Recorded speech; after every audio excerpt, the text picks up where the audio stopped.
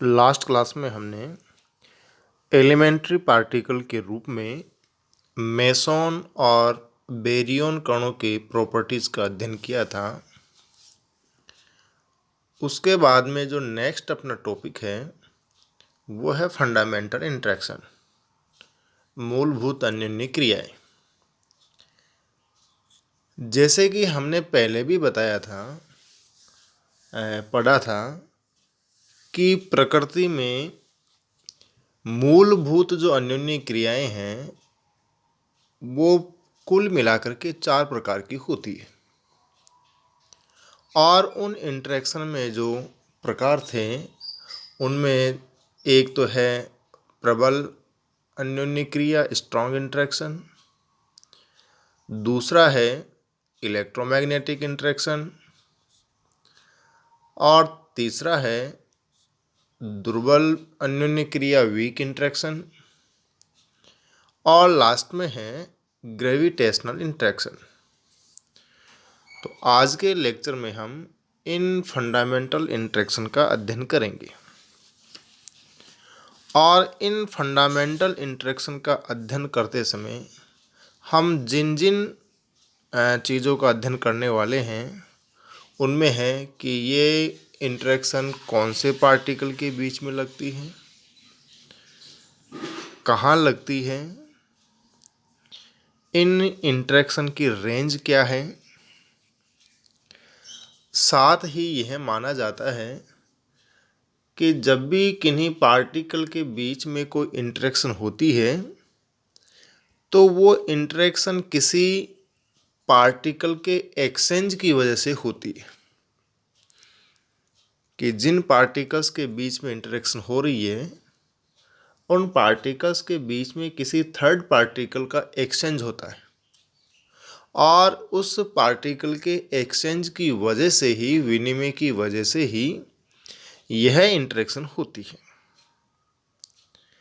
Next, इन interaction की व्याख्या किस सिद्धांत के आधार पर की गई। साथ ही इन इंटरेक्शन की प्रबलता को हम किसी न किसी फैक्टर के द्वारा रिप्रेजेंट करते हैं।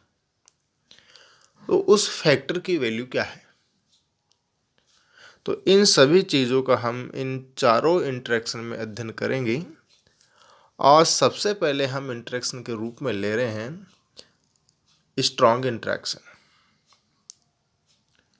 यह जो स्ट्रॉन्ग इंटरेक्शन है ये जैसे पहले बताया कि हम जिन जिन चीज़ों का अध्ययन करने वाले हैं उनमें एक तो यह है कि यह इंटरेक्शन कहाँ लगती है।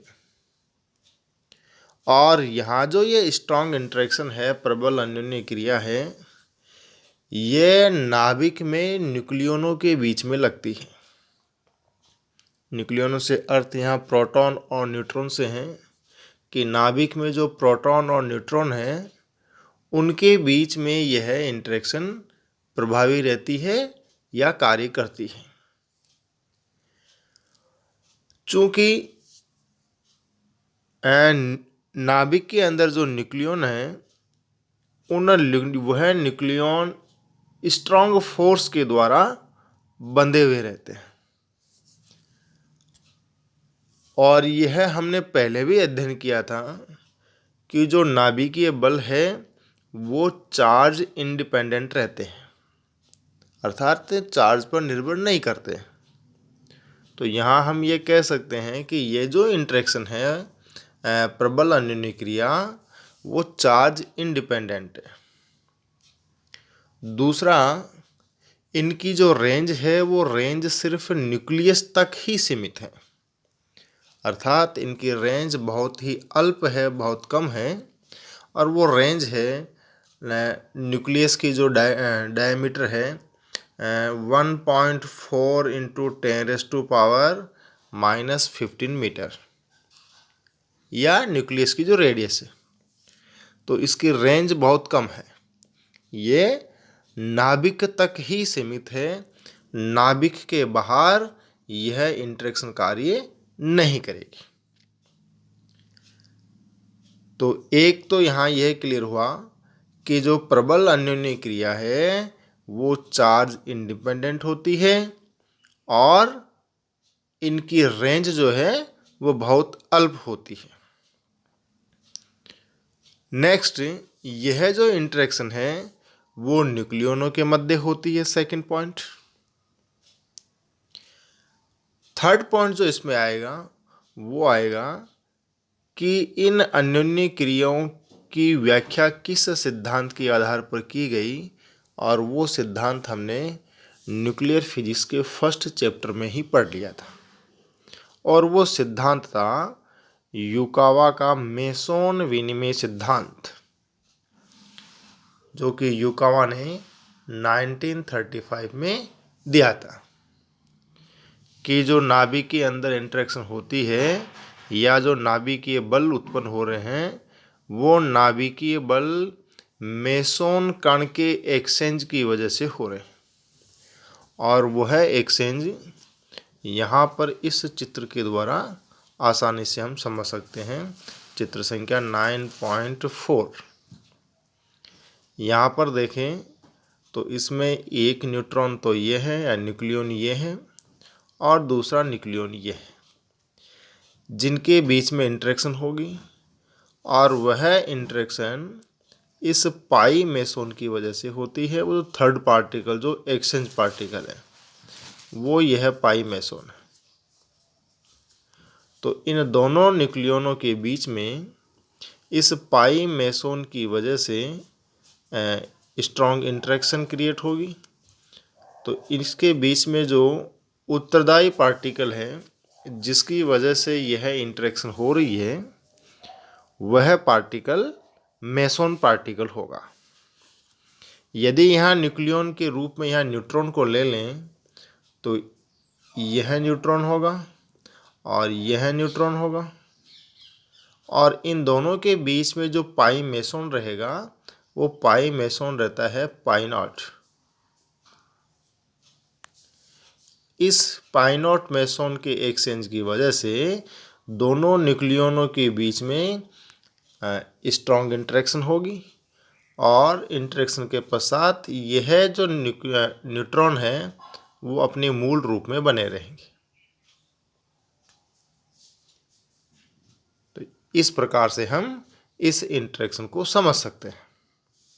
नेक्स्ट जो है वो यह है कि ये जो प्रबल अन्योन्य क्रिया है इसकी प्रबलता को हम स्ट्रॉन्ग कपलिंग कांस्टेंट के द्वारा रिप्रेजेंट करते हैं, और वो जो कपलिंग कांस्टेंट है वो कपलिंग कांस्टेंट है यहाँ पर F से इसको लिखा है, जैसे यहाँ पर दिया गया है ये वाला पार्ट F से निरूपित करते हैं। और एक्सपेरिमेंट के द्वारा जो इस F की वैल्यू प्राप्त होती है वो F की वैल्यू प्राप्त होती है F = 1, कि स्ट्रॉन्ग इंटरेक्शन की कपलिंग कांस्टेंट जो है वो F के द्वारा रिप्रेजेंट करते हैं, और उसकी स्टैंडर्ड वैल्यू यहाँ पर 1 हमें प्राप्त होती है बाय एक्सपेरिमेंट। तो ये तो हुई अपनी स्ट्रॉन्ग इंटरेक्शन। उसके बाद में आती है अपनी इलेक्ट्रोमैग्नेटिक इंटरेक्शन। वापस उन्हीं चीज़ों का इसमें भी अध्ययन करेंगे कि यह इंटरेक्शन कौन से कणों के बीच में लगती है, क्या इसकी रेंज है, क्या इसका कपलिंग कांस्टेंट है, और कौन से पार्टिकल के एक्सचेंज की वजह से यह इंटरेक्शन क्रिएट होती है। तो सबसे पहले तो हम लेते हैं कि ये जो इंटरेक्शन है वो कौन से पार्टिकल के बीच में होगी, और वो पार्टिकल होंगे इसमें चार्ज पार्टिकल। ये जितने भी चार्ज पार्टिकल हैं उनके बीच में इलेक्ट्रोमैग्नेटिक इंटरेक्शन होती है, लेकिन न्यूक्लियस रेंज से अधिक रेंज पर। अगर न्यूक्लियस रेंज के अंदर आ जाएंगे तो फिर स्ट्रॉन्ग इंटरेक्शन आ जाएंगी और वो चार्ज इंडिपेंडेंट होंगी। लेकिन अगर उस रेंज से बाहर निकले, न्यूक्लियस की रेंज से बाहर निकले, तो उस रेंज के बाहर जितने भी चार्ज पार्टिकल है उन चार्ज पार्टिकल के बीच में इलेक्ट्रोमैग्नेटिक इंटरेक्शन कार्य करेगी। सेकंड, यह जो इलेक्ट्रोमैग्नेटिक इंटरेक्शन है, यह कौन से पार्टिकल के एक्सचेंज की वजह से उत्पन्न होती है, और वो पार्टिकल जो है यहाँ पर फोटोन है। कि चार्ज पार्टिकल के बीच में फोटोन एक्सचेंज की वजह से यह इंटरेक्शन उत्पन्न होती है, या यह इंटरेक्शन चार्ज पार्टिकल के बीच में होती है।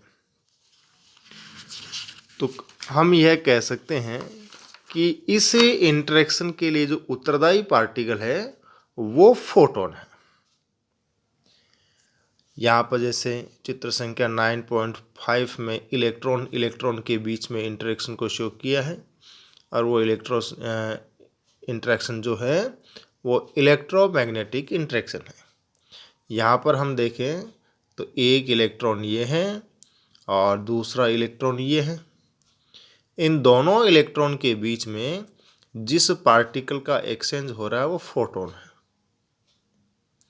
कि इस फोटोन पार्टिकल के एक्सचेंज की वजह से इन चार्ज पार्टिकल के बीच में इलेक्ट्रोमैग्नेटिक इंटरेक्शन होती है।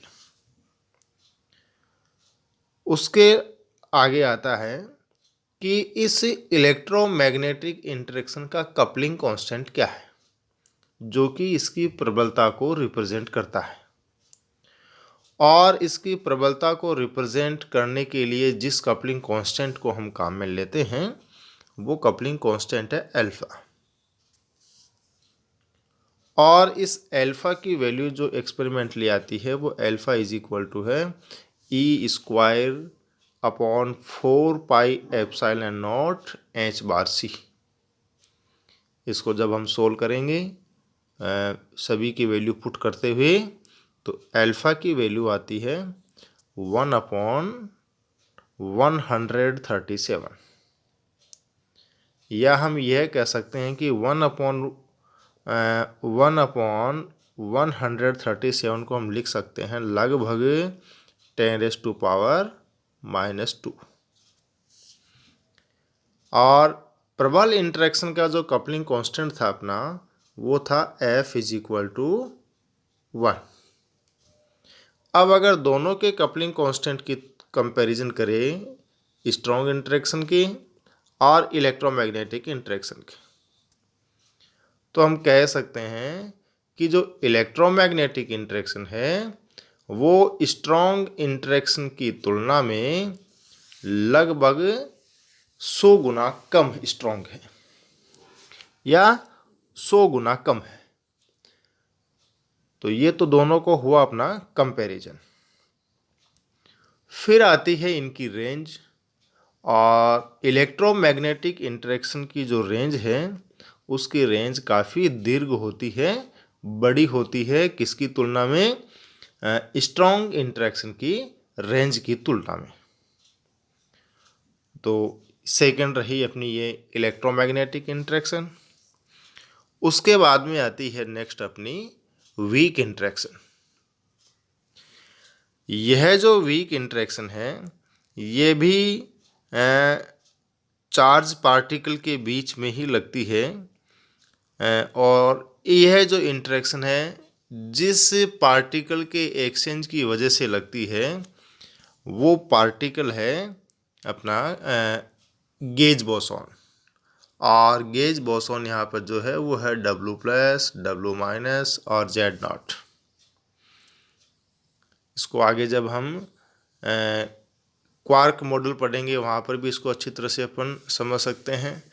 और यहाँ पर जैसे एक दुर्बल अन्योन्य क्रिया को दिखाने के लिए चित्र संख्या 9.6 को देखें तो इसमें एक डी क्वार्क जो है क्वार्क आगे आएंगे। डी क्वार्क यू क्वार्क में चेंज होता है, यानी डाउन क्वार्क जो है वो अप क्वार्क में चेंज होता है, लेकिन बीच में गेज बोसॉन का इंटरेक्शन, गेज बोसॉन का एक्सचेंज होता है। और ये जो इक्वेशन यहाँ लिखी है वो वीक इंटरेक्शन की इक्वेशन जो है वो ये है न्यूट्रॉन का प्रोटॉन में कन्वर्जन, कि न्यूट्रॉन प्रोटॉन में कन्वर्ट होता है, साथ में एक इलेक्ट्रॉन और एक एंटी न्यूट्रिनो भी हमें मिलता है। यहाँ न्यूट्रॉन को डी क्वार्क की फॉर्म में लिखा है, प्रोटॉन को अप क्वार्क की फॉर्म में लिखा है, और इलेक्ट्रॉन और एंटी न्यूट्रिनो जैसे थे वैसे इसमें हमने लिखे हैं। तो यहाँ पर जो वीक इंटरेक्शन जिस पार्टिकल के एक्सचेंज की वजह से होती है, या जो पार्टिकल इस इंटरेक्शन के लिए उत्तरदायी है, वो पार्टिकल है गेज बोसॉन। नेक्स्ट है कि ये जो इंटरेक्शन है इनकी रेंज बहुत कम होती है, और वो रेंज जो है वो है 10⁻⁻18 मीटर। और स्ट्रॉन्ग इंटरेक्शन की जो रेंज थी वो थी 10⁻⁻15 मीटर। अर्थात इस रेंज से भी कम रेंज पर, लगभग 1000 गुना कम रेंज पर यह इंटरेक्शन होती है। साथ ही इस इंटरेक्शन का जो कपलिंग कांस्टेंट है, वो कपलिंग कांस्टेंट लगभग जब हम सोल्व करते हैं तो वो वैल्यू आती है 10⁻⁻5। इसकी अगर हम स्ट्रॉन्ग इंटरेक्शन से तुलना करें तो स्ट्रॉन्ग इंटरेक्शन की तुलना में यह 10⁵ गुना कम है, और इलेक्ट्रोमैग्नेटिक इंटरेक्शन की तुलना में ये 1000 गुना कम स्ट्रॉन्ग रहता है। नेक्स्ट जो अपनी इंटरेक्शन बचती है लास्ट में, वो है ग्रेविटेशनल इंटरेक्शन। और ग्रेविटेशनल इंटरेक्शन जो है वो सदैव ही मासिव पार्टिकल के बीच में लगती है, कि ऐसे कण जिनमें कुछ न कुछ द्रव्यमान हो, उन द्रव्यमान कणों के बीच में सदैव ग्रेविटेशनल इंटरेक्शन रहेगी। चाहे वो चार्ज पार्टिकल हो, चाहे वो न्यूट्रल पार्टिकल हो, चाहे कोई अन्य पार्टिकल हो, लेकिन उसमें द्रव्यमान होना चाहिए। यदि उसमें द्रव्यमान है तो फिर उन कणों के बीच में इलेक्ट्रोमैग्नेटिक इंटरेक्शन कार्य करती है। इन इंटरेक्शन की जो रेंज है वो रेंज इनफाइनाइट होती है, अनंत। साथ ही इन इंटरेक्शन का जो उत्तरदायी पार्टिकल है, जिसकी वजह से यह इंटरेक्शन होती है पार्टिकल्स के बीच में, या जिस पार्टिकल के एक्सचेंज की वजह से यह इंटरेक्शन क्रिएट होती है, वो पार्टिकल है ग्रेविटॉन।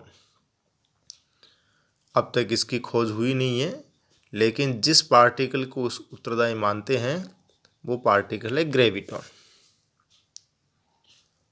साथ ही इस इंटरेक्शन का जो कपलिंग कांस्टेंट है, वो कपलिंग कांस्टेंट लगभग 5.9 इंटू 10⁻⁻39 होता है। यानी चारों इंटरेक्शन में जो सबसे वीक इंटरेक्शन है, सबसे कमज़ोर जो अन्योन्य क्रिया है, वो है ग्रेविटेशनल इंटरेक्शन।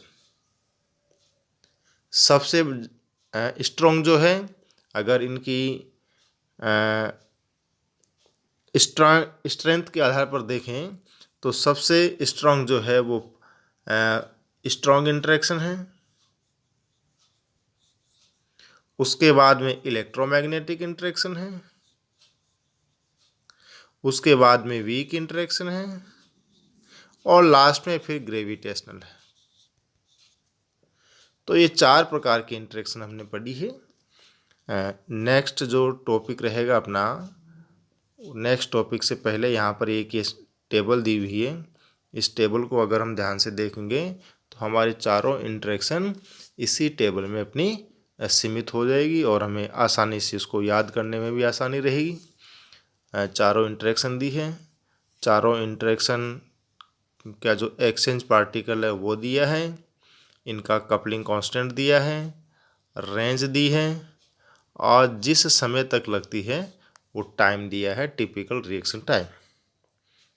नेक्स्ट टॉपिक अपना रहेगा कंजर्वेशन लॉ, और ये कंजर्वेशन लॉ अब हम नेक्स्ट क्लास में देखेंगे।